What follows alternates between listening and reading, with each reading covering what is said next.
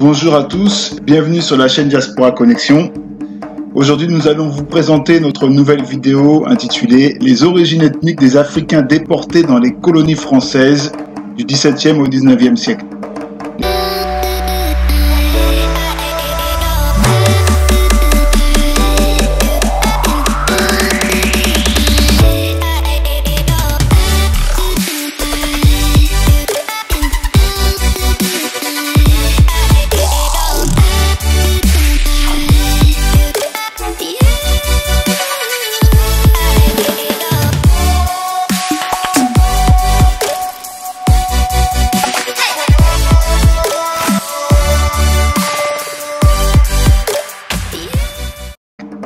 Les côtes africaines étaient divisées en 8 ou 9 parties par les Européens et chaque partie comportait des ports ou des forts utilisés par les négriers pour emmener les captifs en Amérique.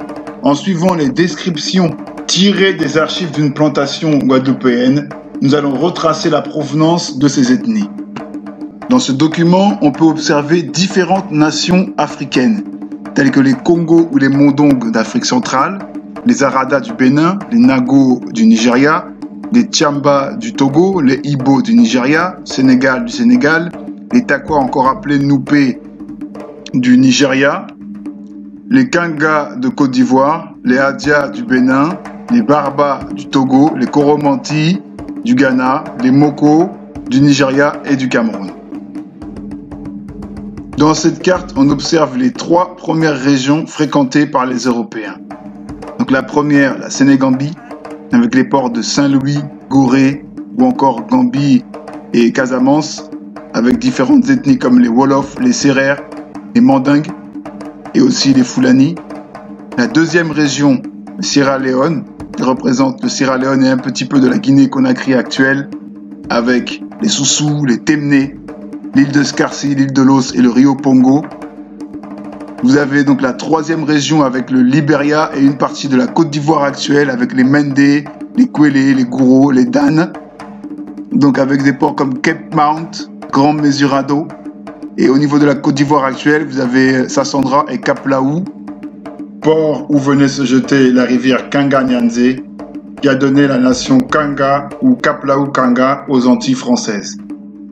Les 3 régions suivantes sont respectivement la Gold Coast, actuellement appelée le Ghana, ou anciennement appelée la Côte de l'Or, avec différents ports qui existent, certains encore aujourd'hui comme Cape Coast ou Elmina. Les populations étaient donc les Ashanti, les Fanti, appelés Coromantins ou Coromanti aux Antilles.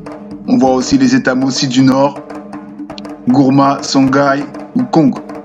Juste à côté, on voit les Evé, Bight of Benin, donc sur le golfe du Bénin, et les fonds, avec tous les ports, Grand Popo, Petit Popo, Ouida, bien sûr, Ardra, qui a donné le mot Rada en Haïti.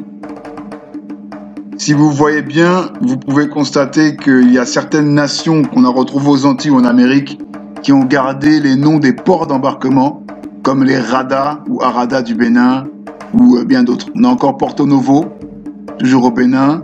On a Lagos au niveau du Nigeria avec les populations Yoruba, bien sûr, les cités Oyo, les Noupé, qu'on a vu sous le nom de Takwa aux Antilles, les Hausa, les Fon, les Evé, Benin City au niveau du Nigeria, les Ijo et les Igbo, qu'on a vu aussi sous le nom de Ibo aux Antilles, les Ibibio, le Douala du Cameroun, les Ijo du delta du Niger, avec des grands ports comme Calabar, la rivière Cameroun, Bimbia.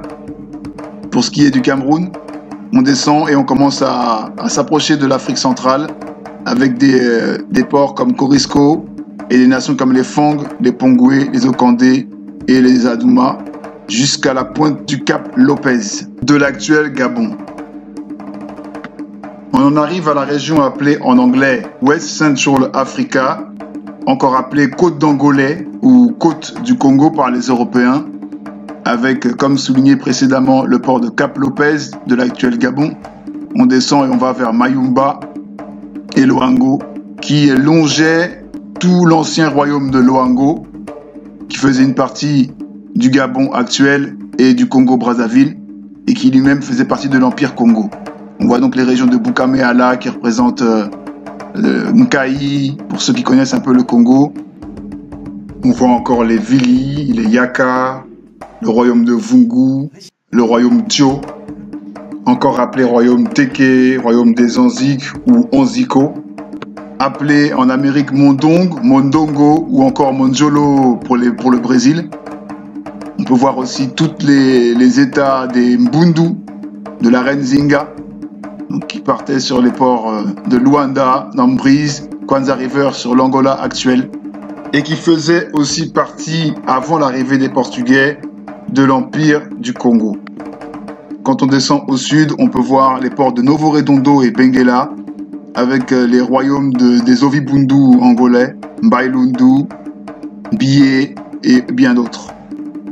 On peut citer aussi toutes les ethnies des royaumes de l'intérieur entre l'Angola et le Congo-Kinshasa actuel, comme les Kuba, les Luba ou les Lunda, qui ont payé un lourd tribut pendant la traite négrière.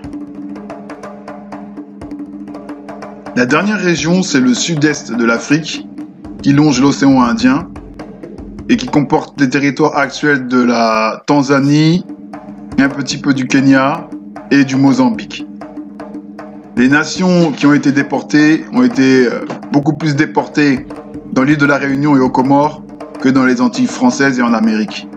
Mais il y a eu quand même, vers la fin de la traite négrière, une population assez significative de ces régions, comme les Makondé, les Makwa, les Lomwe, les Ngindo et les Yao. Quelquefois, les caravanes pouvaient aller même jusqu'à l'empire Kazembe des Lunda Luba de l'actuel Congo-Kinshasa. On voit que les ports sont Zanzibar, Kilwa, Kirimba, Mozambique, Kélimane et Sofala. Il y a même eu des Malgaches qui ont été déportés en Amérique et dans les Caraïbes. On peut diviser l'histoire et les périodes de la traite négrière en trois grandes ères. Du 15e au 16e siècle, on voit que la Sénégambie a été principalement affectée avec le port de Gorée et aussi Saint-Louis qui n'est pas notifié dans cette carte. Au XVIIe siècle, on voit que la région du Ghana, avec le fort d'Elmina, commence à prendre de l'ampleur, et aussi la région du Congo. Au XVIIIe siècle, on voit l'importance que prennent les ports d'Elmina, Ghana actuel, Ouida au Bénin, Calabar entre le Nigeria et le Cameroun, et les ports de l'actuelle côte du Congo et d'Angola comme le Cabinda, Luanda. Et au XIXe siècle, on voit malheureusement pratiquement une exclusivité de la région de la côte d'Angolais ou de la côte du Congo. Selon le site internet et la base de données Slave Voyage, on voit que les trois grandes régions sont plus ou moins respectées et qu'au total, pour les Antilles françaises et la Guyane, ainsi qu'Haïti, on arrive pour le West Central Africa, c'est-à-dire les côtes du Congo et l'Angola, 478 217 personnes déportées. En deuxième position, on arrive avec le golfe du Bénin et 343 515 personnes déportées.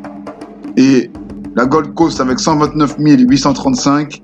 Et le Sénégal, la Sénégambie, 114 982.